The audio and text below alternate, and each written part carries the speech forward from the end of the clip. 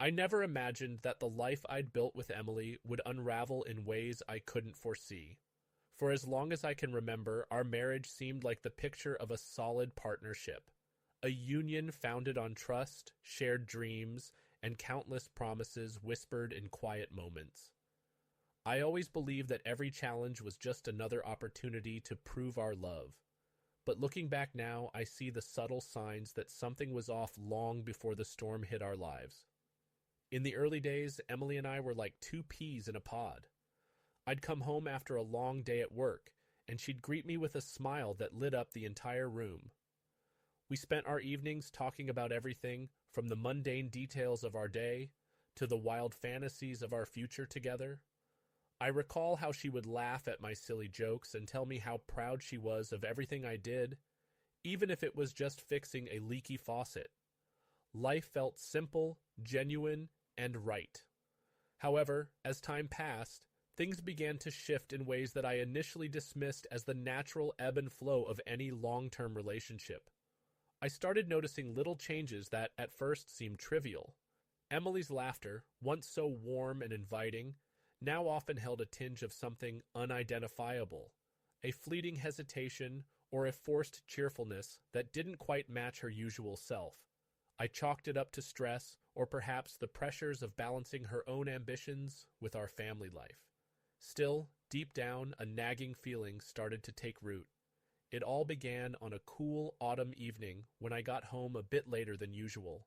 The house was dimly lit, and the familiar hum of our daily routine was missing.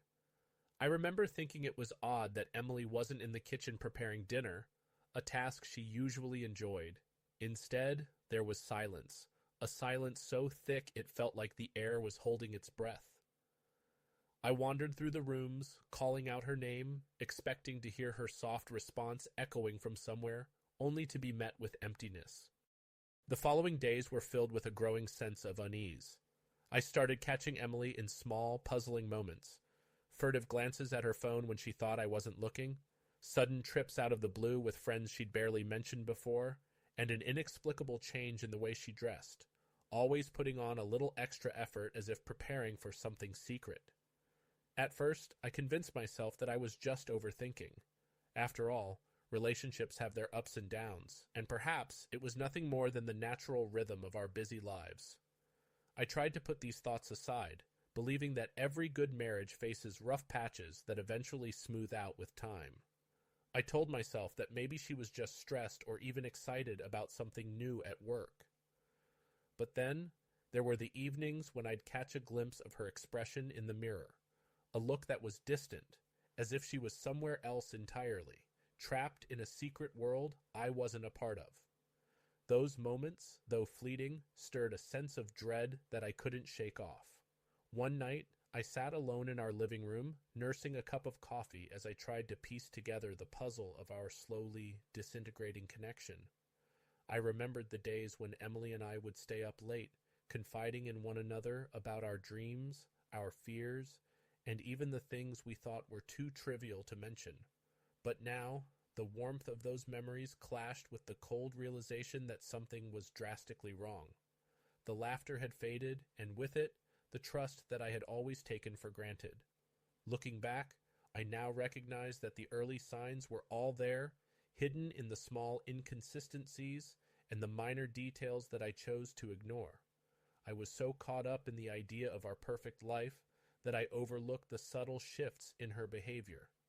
It wasn't until the silence grew too loud and the distance between us too palpable that I began to wonder if my intuition was trying to tell me something important.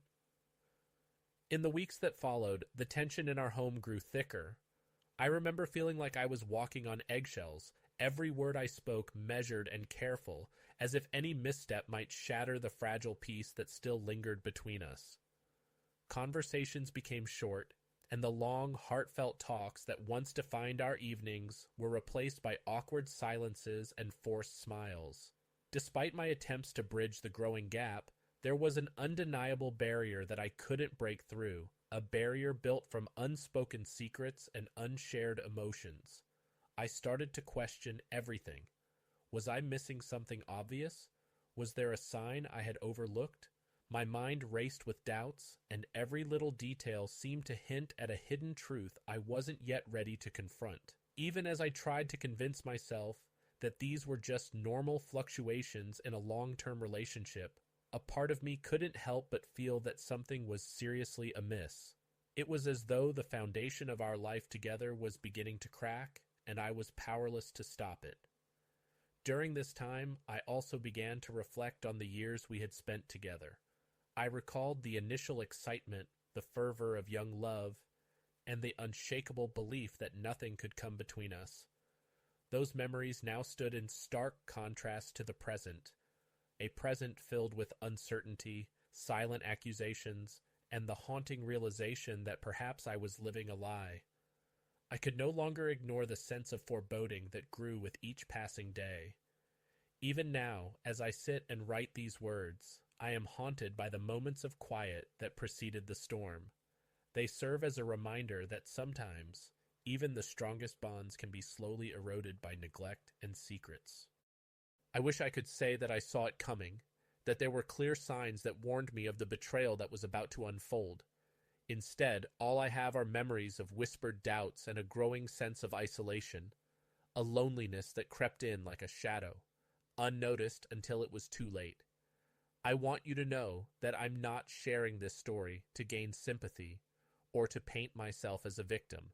Rather, I'm opening up about the early days of this painful journey so that others might recognize the warning signs before it's too late. If there's one thing I've learned so far, it's that denial only delays the inevitable. Sometimes the truth lurks in the quiet moments, in the silent pauses of our everyday lives, waiting for the right moment to reveal itself. And when it does, it changes everything. As I prepared for the inevitable confrontation that lay ahead, I couldn't shake the feeling that my world was about to change forever. The calm before the storm was filled with small, unremarkable moments that, in hindsight, now appear to have been the harbingers of the tumult to come. I knew deep down that nothing would ever be the same, and that the trust I once placed in Emily was slowly but surely being replaced by uncertainty and hurt.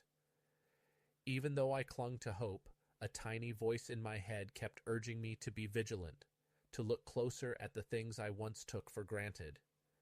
This is where I stand now, at the edge of a revelation that promises to upend everything I've ever known about love, trust, and loyalty. The days of carefree laughter and shared dreams are behind me, and I'm about to embark on a journey that will force me to confront the painful truth about the woman I thought I knew so well. What I'm about to share with you is not just a story of betrayal. It's a raw, honest account of the emotional roller coaster that comes with realizing that the life you thought you had is built on a foundation of lies. And so, I invite you to join me as I retrace the steps that led to that fateful night when everything changed. I promise you a candid look into the depths of my heart and the moments that shook my world to its core. Stay with me as I unfold the first chapter of this ordeal, the chapter where everything seemed normal, but the cracks were already beginning to show. I still remember the day I stumbled upon the secret that would forever alter the course of my life.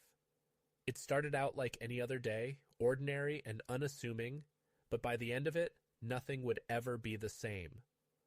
I had come home from work earlier than usual, anticipating nothing more than a quiet evening, when I noticed something odd right away.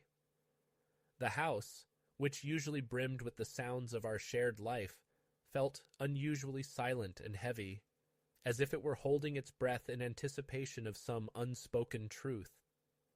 After dropping my keys on the table, I casually walked into the living room only to find a series of unfamiliar receipts scattered on the coffee table. At first glance, I assumed they belonged to one of our many online orders, or perhaps a work expense that I'd forgotten about. But as I picked them up and scrutinized them, a peculiar detail caught my eye. A date stamped on one of the envelopes that didn't match any of our planned outings or shared dinners. It was a day when I remembered Emily saying she had a meeting. I brushed it off as nothing more than a misplaced piece of paper, but a nagging doubt lingered. That evening, while sitting in my favorite armchair with a beer in hand, I decided to take a closer look at her phone, which she had carelessly left on the kitchen counter. I told myself I was only curious, nothing more than trying to understand the odd receipts. As I scrolled through her messages, my heart pounded with each tap of my finger. The screen suddenly lit up with a series of texts from someone named Brad. I couldn't recall ever hearing that name before. The messages were playful yet intimate, filled with words that suggested more than just casual conversation.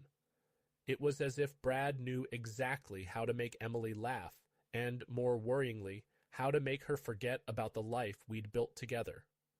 Every message painted a picture of secret rendezvous and stolen moments that cut right through me. One conversation in particular made my stomach churn, a flurry of words exchanged late at night, full of unfiltered affection and promises of being together soon. I sat there, frozen, as the realization dawned on me. The woman I thought I knew so well was leading a double life. The texts weren't just flirty banter. They were the confession of an affair unfolding before my eyes. I felt a mix of shock and disbelief at first. I couldn't believe that Emily, the woman I had trusted with my heart, had been spending nights with someone else, someone who wasn't even a stranger, but a professional, a lawyer by the name of Brad. As I read through the messages again, I noticed details that didn't add up. There were references to legal jargon and casual mentions of court dates, hints that suggested this wasn't just a fling, but perhaps something more calculated and hidden behind professional facades. The weight of this discovery pressed down on me like a ton of bricks. My mind raced as I tried to reconcile the warm, caring wife I'd known with the deceitful behavior now laid bare on her phone. Every laugh we had shared, every whispered dream in the dark, suddenly felt like a carefully constructed lie. The man I once believed in was not the man who had been by her side all these years. Instead, I was faced with the harsh reality of betrayal, one that left me questioning everything about our relationship. I spent the next few hours in a daze, unable to shake off the crushing sense of betrayal. Every little detail, the gentle hum of the refrigerator, the creaks of the wooden floor, the distant sound of a car passing by, seemed to echo the secret that had been hidden in plain sight. I tried to force myself to focus on the evidence in front of me, to piece together a coherent narrative from the fragmented messages and receipts. But the more I looked, the deeper I sank into a mire of suspicion and hurt. It wasn't just the texts, either. I began noticing inconsistencies in Emily's stories over the past few weeks. There were days when she'd claim to be working late at the office, only for me to later discover that her car was parked elsewhere, at a downtown restaurant or in a quiet corner of the city that I hadn't even heard of. Each revelation felt like a deliberate attempt to keep me in the dark, a betrayal carefully masked by lies and half-truths. I couldn't help but wonder if the receipts I had found were part of a larger pattern of deception, a breadcrumb trail leading to a reality I was desperately trying to ignore. Sitting there, my mind churned with memories of our happier times. I recalled the countless evenings when Emily and I would share our hopes and dreams, discussing everything from future vacations to the small joys of our daily routine. Those moments, now tainted by the knowledge of her infidelity, seemed almost surreal. How could someone so close to me harbor such secrets? It felt as if the foundation of my entire world had been built on a lie that was only now beginning to crumble. I remember the overwhelming sense of isolation that followed. In that lonely hour, I felt as though I were the only person in the world dealing with such betrayal, as if the weight of my pain was too heavy to share with anyone.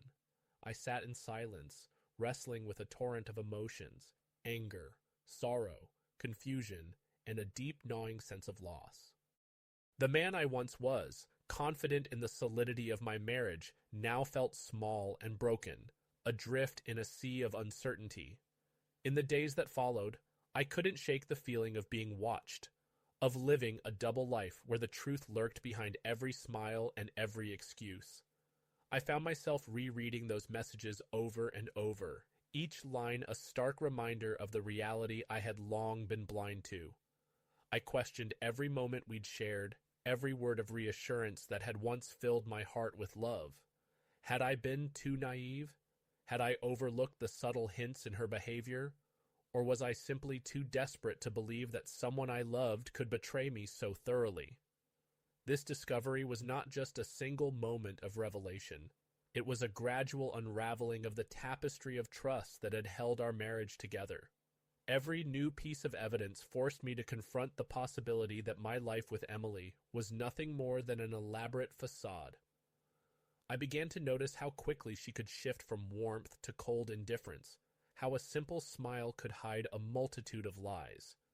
It was as if every interaction was laced with a secret that I was now painfully aware of. At the same time, I struggled with a disturbing realization. This wasn't just about the betrayal itself, but the profound impact it would have on my sense of self. For years, I had defined myself by the stability of our home and the trust that bound us.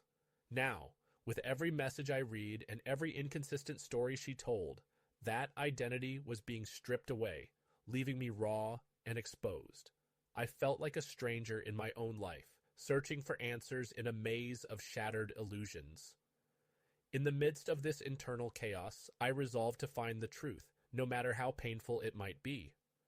I knew that turning a blind eye or remaining in denial would only deepen the wounds of betrayal. So I began to meticulously gather every scrap of evidence, screenshots of the messages, copies of the receipts, and even a detailed log of the times and places where I had caught glimpses of her secret life. It was a desperate attempt to piece together a narrative that made sense of the senseless, a quest for clarity in a world suddenly dominated by lies. Looking back now, I realized that the discovery was both a moment of devastation and a turning point in my life. It was the point at which I could no longer ignore the truth. The evidence was undeniable, and the reality was something I had to face head on. Even as I sat there, surrounded by the tangible proof of Emily's infidelity, I felt a stirring of resolve, an inner strength that would eventually help me decide the next steps in a journey I never wanted to embark upon. The shock of that day still haunts me, but it also set in motion a process of reflection and change. I began to understand that while the betrayal was deep and personal, it was also a lesson, one that forced me to confront not only the deceit of a loved one, but also my own vulnerabilities and the way I had built my life around trust. The discovery was a painful reminder that sometimes the most honest truths come wrapped in the guise of deception, and that the path to healing begins with accepting the reality, however harsh it might be. As I sit here and write these words, I know that the journey ahead will be fraught with challenges, but I also know that acknowledging the truth is the only way to rebuild a life that has been shattered by lies. This is the moment when everything changed. The moment when I was forced to confront the reality of Emily's betrayal and, in doing so, begin the slow, painful process of reclaiming my own identity. That fateful day when I finally decided to confront Emily is seared into my memory like a brand. I'd spent days stewing in a mix of anger, disbelief, and the slow-burning pain of betrayal. At some point, enough was enough. I couldn't continue living in the shadow of unanswered questions and half-truths. I knew that if I didn't demand the truth, I'd be trapped in a cycle of self-doubt and regret forever. So, with trembling hands and a heart pounding with both dread and resolve, I sat her down in our living room, the very same room that once held our laughter and secrets, and laid everything bare. I started off slowly, trying to keep my voice steady as I recounted the odd receipts, the suspicious messages, and the countless inconsistencies that had piled up over the past weeks. "Emily, we need to talk," I said, my tone more serious than I'd ever used before. I could see the flicker of surprise in her eyes as she looked up from her magazine, and I knew that the moment of truth had arrived. I explained how I'd found those texts from Brad, detailing their intimate exchanges and late-night plans, and how every piece of evidence had built a picture I could no longer ignore. At first, Emily's reaction was a mix of shock and defiance. Her eyes darted around the room as if searching for an escape, and then she let out a bitter laugh that sent a chill down my spine. "Oh, come on," she scoffed, her voice edged with irritation. "You really believe you can just barge in here and accuse me without any real proof?" Even as she said it, I could tell that her words were rehearsed, an attempt to brush off the gravity of the situation with a veneer of casual dismissal. I pressed on, my voice growing more urgent as I recounted the details. Emily, the messages don't lie. I've seen every word between you and Brad. It's not just a few harmless texts. It's a full-blown affair. And those receipts? They're not for random expenses. They're linked to meetings you claimed were work-related. How do you explain that? I demanded, feeling as though I was speaking to a stranger rather than the woman I'd once trusted implicitly. Her response was to deflect and twist the narrative. You're just overreacting, she insisted, her tone dangerously calm. It's not what you think. Brad is just a friend, a lawyer who helps out sometimes. You're reading too much into harmless conversations. Emily's words rang hollow to me, like a rehearsed line meant to placate and confuse rather than to offer any genuine explanation. I could see that she was scrambling for a defense, and every word she spoke only deepened my hurt and disbelief. I leaned forward, trying to catch her eye. A friend? A lawyer? Emily, this isn't just about casual banter. You're talking about meeting him late at night, exchanging messages that sound intimate and personal. How do you explain that? My voice broke slightly, not from weakness, but from the overwhelming force of betrayal that had taken hold of me. I remembered every promise we'd shared, every laugh we'd had together, and the contrast between that past and the lies now spilling out before me was almost too much to bear. In a sudden burst of anger, I demanded, "Did you ever think I deserved the truth? Why would you lie to me all this time?" The room fell silent for a moment as Emily's eyes narrowed in defiance. She crossed her arms and sighed heavily, as though weighed down by a secret too burdensome to keep hidden any longer. "You wouldn't understand, Jack," she said, her tone dismissive as she used my name. Jack, a name that had come to symbolize everything I once believed in. There are things about this life, about us, that you've never been able to grasp. I felt my stomach churn with a mix of rage and sorrow. "Don't you dare talk down to me!" I snapped, my voice rising as I tried to rein in my emotions. "I've given everything to this marriage, to our life together, and you repay that by cheating and lying? I trusted you, Emily. I trusted you with my heart." My words echoed in the quiet room, a raw outpouring of the hurt that had been building inside me for so long. Emily's face twisted into an expression that was part guilt, part indifference. "Look, Jack, if you'd just been a little less controlling, maybe I wouldn't have felt so trapped. I needed freedom, and you never really understood that." Her voice was laced with a biting sarcasm that cut me deeply, each syllable a reminder of how completely our world had unraveled. The idea that I was somehow responsible for her infidelity was as bitter as it was absurd, yet she insisted on framing it that way. I struggled to find words, my mind a whirlwind of memories and emotions. I recalled the evenings when we used to talk for hours about our dreams and the future we envisioned together. Now, those dreams were nothing more than remnants of a life that had crumbled under the weight of deceit. "So, this is it then?" I asked quietly, the pain evident in my tone. "You're saying that everything we built, our home, our love, was never enough? That I was the problem all along?" The question hung in the air, a desperate plea for a truth that I feared would never come. Emily's eyes flickered with a mixture of pity and annoyance as she replied, "It's not about who's right or wrong, Jack. It's about what you're willing to accept. Maybe if you'd been more supportive, I wouldn't have had to look elsewhere." Her words stung, not because they were new, but because they were a cruel twist on the reality I had known. I felt as though the ground beneath me was shifting, every word from her shattering the foundation of trust that had once been so strong. In that moment, I realized that the confrontation wasn't just about airing grievances. It was a collision of two worlds that no longer shared any common ground. I tried to keep my voice even as my heart felt like it was splintering into a million pieces. "Emily, I need you to be honest with me," I said, my voice trembling with a mix of fear and determination. I need to know why. Was it something I did? Or was it something you needed that I could never give? My words were a plea for clarity, for a final explanation that might help me make sense of the senseless betrayal. She hesitated, her eyes darting away as if she were avoiding the truth. For a long moment, there was nothing but the sound of our breathing and the ticking of the clock, a painful reminder that time was slipping away, leaving me with a future that suddenly looked bleak and uncertain. Finally, she spoke, her voice barely above a whisper. I don't know, Jack. I just felt lost. I felt like I was drowning in a life that wasn't mine.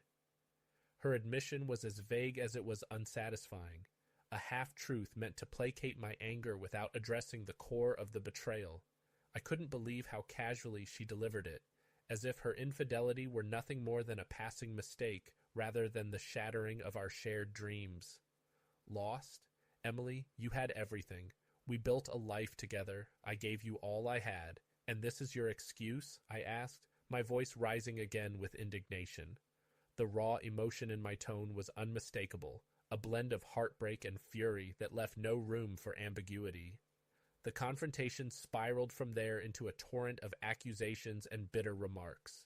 Every sentence that passed between us was loaded with years of unspoken hurt, every pause a chasm filled with memories of better times that now seemed like cruel illusions.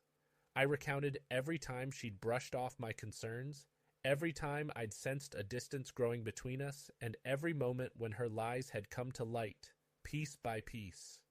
With every word, I felt the finality of our crumbling bond, the realization that I could no longer pretend that our marriage was what it once was. At one point, Emily's tone shifted, and she began to argue back, accusing me of being paranoid and overly controlling.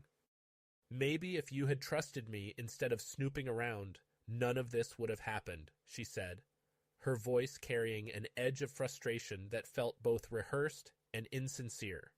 I could only shake my head in disbelief at her callous dismissal of my pain. Trust isn't something that can be demanded on a whim. It's earned, nurtured, and once broken, almost impossible to restore. I stood there, feeling as though every word from her was another nail in the coffin of our once happy life. The room, which had borne witness to our love and laughter for so many years, now felt like a battleground, a place where every sentence was a weapon and every silence a reminder of what had been lost. I'm not going to pretend that I can just forgive and forget, I told her, my voice low and resolute. Not when my heart is shattered into pieces by your lies. I deserve honesty, Emily, even if it's painful. Her eyes, once filled with warmth and affection, now held a cold indifference. Maybe you do, Jack, she replied flatly, but some things are beyond repair. That single sentence hit me harder than any accusation, leaving me to wonder if there was any hope left for us at all. In that instant, I understood that the confrontation wasn't just a battle of words. It was the moment our paths diverged irrevocably. The tension in the room was suffocating, each second stretching out as we both struggled with the reality of what had transpired. I looked at Emily, searching for even a flicker of remorse or understanding, but all I saw was a hardened resolve that made it painfully clear she had already made her choice. The woman I had loved, the partner I had trusted, was now a stranger wrapped in layers of deceit and indifference. For what felt like an eternity, we stood in that charged silence, the only sound the echo of our shattered promises. Eventually, I managed to choke out, "So what now? Is there any chance of salvaging anything from this, or are we just going to walk away?" The question was as much for her as it was a cry for help from a man whose life was falling apart. Emily's response was measured and devoid of the raw emotion that had punctuated our earlier exchange. "I don't think either of us can go back to how things were, Jack. Sometimes the damage is just too deep. Maybe it's time we both accept that our marriage isn't working anymore," she said, almost as if reciting a script she'd memorized long ago. Her words were like a verdict, a final judgment on a relationship that had been built on love and trust, now reduced to a collection of painful memories and shattered dreams. I remember feeling numb as her words sank in. The anger that had fueled me moments before began to dissipate, replaced by a cold, heavy sorrow that made it hard to breathe. I realized then that the confrontation had brought us to a crossroads. There was no magic fix, no sudden reconciliation that could undo the years of deception. The truth was laid bare, and with it came the painful understanding that our lives had irrevocably changed. Standing there, I felt a mix of resignation and determination. Resignation that the person I thought I knew was gone forever, and determination to reclaim my own life from the ruins of our shattered marriage. In that heart-wrenching moment, I knew I had to make a choice, whether to fight for what remained or to accept that sometimes moving on is the only way to heal. As I left the room that day, my mind was a turbulent mix of regret, anger, and a glimmer of hope for a fresh start. The confrontation had been a painful awakening, forcing me to face the reality of Emily's betrayal head-on.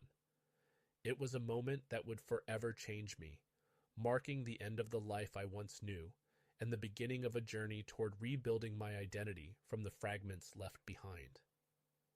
After the confrontation, I found myself drowning in a mix of anger, sorrow, and disbelief.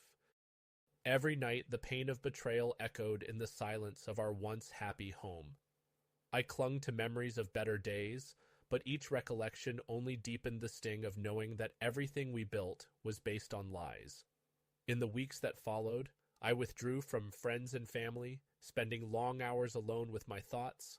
I began jotting down my feelings in a worn journal, slowly discovering that healing meant accepting the truth, no matter how harsh it was. I realized that my shattered trust in Emily forced me to confront my own vulnerabilities, and that facing these painful truths was the only way to start mending my broken self. There were dark days when I sat in my car, feeling completely lost. Yet even in those moments, a small part of me urged me to keep moving forward. I started reconnecting with old friends, picked up hobbies I had long abandoned, and even sought counseling. These small steps helped me rebuild my identity piece by piece. Now I understand that while love and trust are fragile, betrayal doesn't have to define who I am. Instead, it taught me the importance of self-worth and resilience. I've learned that forgiveness isn't about forgetting the past. It's about using the lessons from it to create a future that's honest and true to who you are.